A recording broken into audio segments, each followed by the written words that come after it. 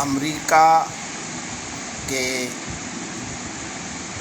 Iran के ऊपर attack में जब से युद्ध में एंट्री किया है तब से विश्व में और आर्थिक जगत में तहलका मचा हुआ है। इजराइल और ईरान का जो युद्ध अभी चल रहा है, आज भी ईरान ने काफ़ी ठिकानों पे इजराइल के ऊपर हमला किया और अमेरिका ने कल परमाणु नहीं बनावे और उसको परमाणु बनाने वाले जगह पे या जहां परमाणु रखा है उसको अमेरिका ने जो दावा किया है कि उसको हमने ध्वस्त कर दिया। ईरान ने अभी तक इजराइल के ऊपर ही हमला जारी रखा है और अमेरिका ईरान को बार बार शांति का आग्रह कर रहा है। इसी बीच में भारत के प्रधानमंत्री जी ने, श्री नरेंद्र मोदी जी ने इजराइल और ईरान का युद्ध नहीं हो, उन्होंने दोनों राष्ट्राध्यक्ष से शांति का अपील किया है। और क्योंकि युद्ध से वैश्विक विनाश होगा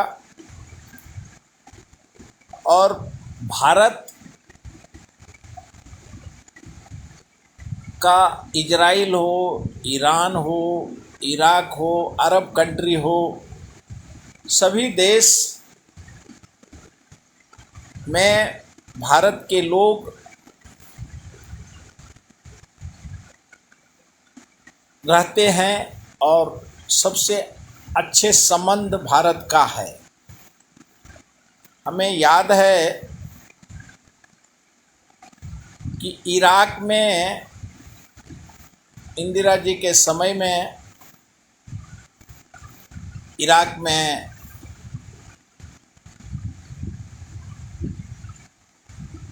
शाह कंस्ट्रक्शन नाम का कंपनी इराक का एयरपोर्ट और जो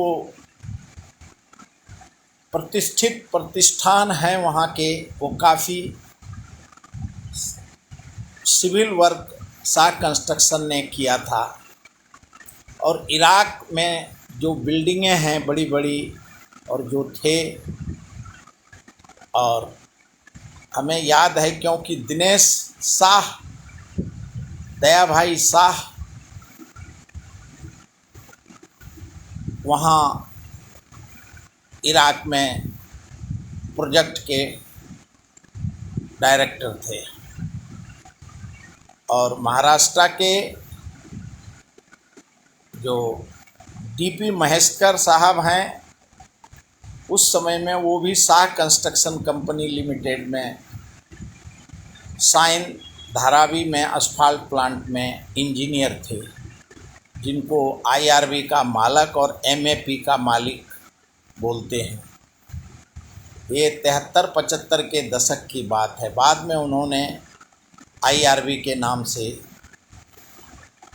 महेश्वर साहब ने अपनी आईआरबी नाम का असफाल्ट प्लांट खोला और जो रोड बिल्डर के नाम से जाना जाता है। शाह कंस्ट्रक्शन ने ही इराक को काफ़ी बनाया है और इराक, इंदिरा जी ने समझौता किया था कि इराक हमें सस्ते दाम पे तेल दे और भारत का मजदूर इराक के विकास में भागीदारी थे और वहाँ काम मिलता था। और अरब कंट्री में पूरे अरब कंट्री में भारत के लोग अपने जीवन यापन के लिए, ये 73-75 के दशक की बात है, हमें याद है और हमने देखा है कि भारत से लोग Iraq, Iran, Abu Dhabi, Dubai सब में वहाँ के विकास के लिए हिंदुस्तान से जाते थे और उसके बदले में हमें तेल मिलता था। लेकिन आज एक माहौल, उस समय में भी ये महाशक्ति अमेरिका, रसिया महाशक्ति था। चाइना अभी महाशक्ति उभरा है, जैसे भारत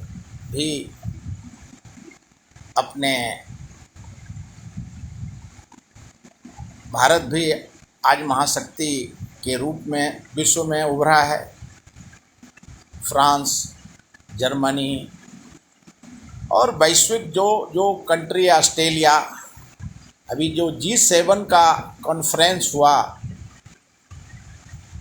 उसमें सारे वैश्विक नेता गए और उन्होंने भाग लिया। भारत से भी हमारे प्रधानमंत्री जी G7 में भाग लेने के लिए गए थे।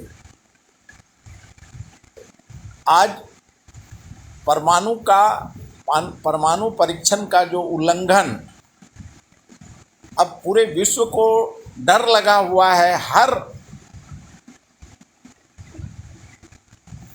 चाहे ईरान हो, पाकिस्तान हो, जो भी देश है वो हर जगह हम परमाणु से हम ध्वस्त कर देंगे, एक ही धमकी दे रहा है वैश्विक स्तर पे। इसके लिए अमेरिका ने जो यूरेनियम के जगह पे बम्बार्डिंग किया कि वो यूरेनियम बना नहीं सके परमाणु, इसके लिए उस जगह को ध्वस्त करने के लिए उन्होंने जो प्लानिंग किया। और ये परमाणु का अब यूनाइटेड नेशन में इसकी वैश्विक फैसला होना चाहिए। क्यों, पहले जिस तरीके से जो संधि था विश्व में कि कोई भी परमाणु परीक्षण नहीं करेगा बिगर यूनाइटेड नेशन का, और देश जो सार्क समिट हो, G7 हो, उनके बिना परमिशन का, यूनाइटेड नेशन के बिना परमिशन का कोई भी देश परमाणु परीक्षण नहीं करेगा। लेकिन अभी होड़ लगा हुआ है, सिद्धांत खत्म हो गया है। जिसके पास जो मन में आया वही धमकी दे देता है, हम परमाणु से बर्बाद कर देंगे। और इतना अधिक मिसाइल और बम और परमाणु बना लिया है इन्होंने कि उनको अगर वो नष्ट नहीं करेंगे तो भी विनाश है। और अगर ये युद्ध करके, जानबूझ के युद्ध करके उसको नष्ट कर रहे हैं। लेकिन इसमें जो विश्व में जनमानस है, जिस जिस देश के जनमानस हैं, आपको युद्ध करना है तो अपने जहाँ अस्त्र शस्त्र भंडार है वहाँ आप युद्ध करिए। जनमानस का हानि मत करिए, रिहायशी इलाका पे बमबार्डिंग मत करिए। जब आपने एक बार संधि में बोला है कि परमाणु का हम ये नहीं करेंगे परीक्षण, हम परमाणु से किसी भी देश को, किसी भी कंट्री को बर्बाद नहीं करेंगे, किसी रहायशी इलाका पे हम बमबार्डिंग नहीं करेंगे। अब जो टीवी पे, मीडिया पे दिख रहा है, वो देख करके वो भयंकर स्थिति, यहाँ से हम लोगों को इतना टीवी पे भयंकर दिखता है, जहाँ जिस देश में चाहे इजराइल रहे या ईरान रहे, वहाँ क्या हालत होता होगा वहाँ के जनमानस का। और वो वैश्विक युद्ध के से भी बड़ा युद्ध चल रहा है। यहाँ टीवी पे इतना जोर का आवाज़ आता है। तो ये विश्व शांति का भारत के प्रधानमंत्री जी ने दोनों देश से अपील किया है, और क्योंकि सब मिला करके पाकिस्तान का तो कोई बिना पैंदे का लोटा है, कभी वो उसको जो डराएगा उसके पीछे वो डर जाता है, और वो कुछ भी उसने अपना खाली आतंकवादी पालने में ही पाकिस्तान को बर्बाद किया। लेकिन उसके वजह से सबसे ज़्यादा अगर आर्थिक, क्योंकि तेल का भंडार का जब ये महाशक्ति, चाहे अमेरिका रहे या रसिया रहे या चाइना रहे या फ्रांस रहे, जर्मनी रहे, ऑस्ट्रेलिया रहे, जब वो सबका नज़र तेल पे है, व्यापार पे है, और उसका रक्षा का अस्त्र शस्त्र खरीदे, चाहे वो इजराइल खरीदे, पाकिस्तान खरीदे, ईरान खरीदे उनसे, और ईरान तो अभी रक्षा में जो विचार कर रहा है कि हम अमेरिका से लड़ने की शक्ति, तो ये वक्त ही बता सकता है कि वो क्या शक्तिशाली है। लेकिन अमेरिका से महाशक्ति है, वो विश्व को अशांति करने का उनके पास ताकत है, और उन्होंने अपने समय पे विश्व में हिरोशिमा जैसे कंट्री का विनाश किया है। और इसके लिए विश्व में ये महाशक्ति से, जो चाहे वो अरब कंट्री हो या पड़ोसी देश हो, कहीं भी हो, ये आपस में ये महाशक्ति नहीं लड़ते हैं, एक दूसरे के पीठ पे बंदूक रख के ये लड़ते हैं।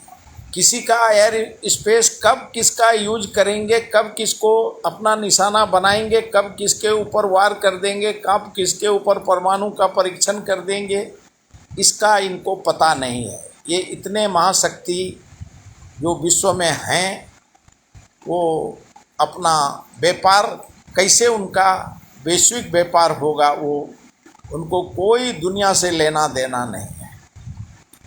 और हमने देखा, पूरे विश्व ने देख रहे हैं कि किस तरीके से क्या क्या बोला, क्या हो रहा है। इसके लिए भारत शांति का दूत है, और भारत विश्व अशांति नहीं चाहता है। विश्व में शांति हो, उससे जन मानस का हानि होगा, व्यापार का हानि होगा, जो विश्व का विकास हो रहा है उसमें वैश्विक विनाश होगा। आज हिंदुस्तान में, भारत में 32 राज्य हैं, और यहाँ जो हमारे नेता लोग हैं, अभी कल हमने देखा टीवी पे कि इजराइल का चीफ अपने पुत्र को सेना का लड़ाई के लिए भेज रहा है, सेना का कमांडर बना के। और हिंदुस्तान में, भारत में राजनीति के सुपुत्र, चाहे राजीव जी के पुत्र हो या जितने भी राज्य के मुखिया हैं, मुख्यमंत्री हों, उनका किसी का पुत्र सेना में नहीं जाता है, और वो राज्य का मुखिया बन जाते हैं, और देश का प्रधानमंत्री बनने का वो ख्वाब देखते हैं। इससे इजराइल का जो सेना में जो चीफ है, उनका पुत्र को हमने देखा, उससे शिक्षा लेने की ज़रूरत है। और भारत के जितने नेता हैं उनके पुत्र को आर्मी में भर्ती होने के लिए और बॉर्डर पे जाने के बाद उनको एमएलए, एमपी और मेयर का टिकट देना चाहिए। ये चीज़ भारत का प्रधानमंत्री हमारे नरेंद्र भाई मोदी जी ही कर सकते हैं, क्योंकि गरीब जनता को मैं ये नहीं बोल सकता कि ये लूटते हैं, लेकिन इनके पुत्र ही विदेश में पढ़ेंगे, इनके पुत्र ही एमपी बनेंगे, इसके पुत्र ही एमएलए बनेंगे। इसके लिए मोदी जी जितने नेता हैं सबको पहले आर्मी में कम से कम 5 साल नहीं करे, 1-1 साल बॉर्डर पे, हिंदुस्तान, पाकिस्तान, चाइना के बॉर्डर पे जितने नेता के सुपुत्र हैं, तभी उनको कोई भी देश का जिम्मेवारी देने के लिए देना चाहिए। ये कानून आपको लोकसभा, राज्यसभा, विधानसभा में पास करने की ज़रूरत है। हिंदुस्तान में रह के बड़ा बड़ा बात करना बड़ा आसान होता है, लेकिन जब ये आर्मी में बॉर्डर पे जाके लड़ेंगे तब इनको समझ में आएगा कि भारत में राज्य में मुखिया बनना है तो आपको आर्मी का सेवा करना पड़ेगा।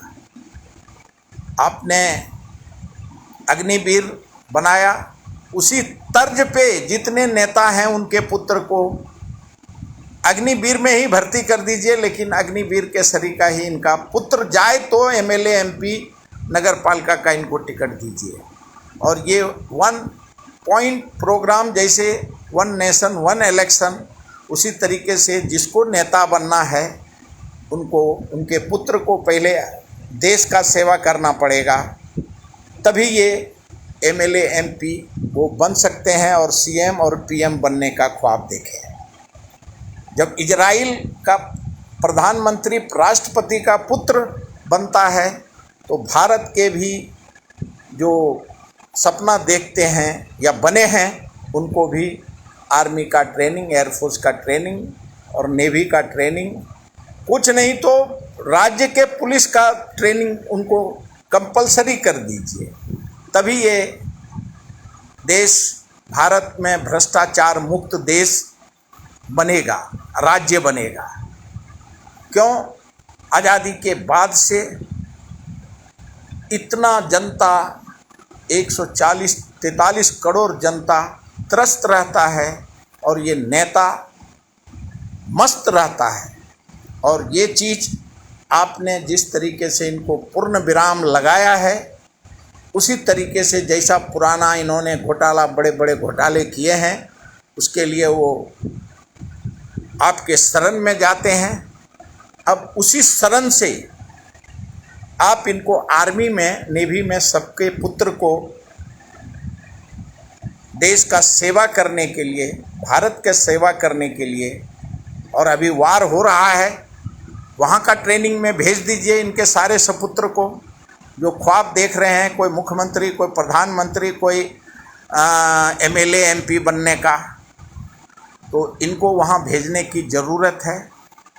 क्यों मज़दूर दूसरे कंट्री में जा कर के मज़दूरी करता है, चाहे वो अमेरिका रहे, ईरान रहे, इराक रहे, और यहाँ से इनके पुत्र भी वहाँ जो बड़े बड़े विश्वविद्यालय में पढ़ते हैं, उनको पहले आर्मी का ट्रेनिंग देने की ज़रूरत है, तभी भारत सर्वांगीण विकास भारत का होगा। और आपके ऊपर जो इनको मिलिट्री ट्रेनिंग रहेगा तो ये सबसे बड़ा बोलने के लिए, भाषा के लिए, सब चीज़ का इनको कौन सा कैसा करना है, ये हमको विश्व से सीखने की ज़रूरत है। और भारत में आपने जो आज आपने विश्व युद्ध को रोकने के लिए इजराइल और ईरान और अमेरिका के प्रेसिडेंट, चाहे विश्व के सारे बड़े महाशक्ति के राष्ट्राध्यक्ष से आपने बात करी, शांति की अपील करी, इसके लिए मैं आपको धन्यवाद देता हूँ। जय भारत, भारत माता की जय।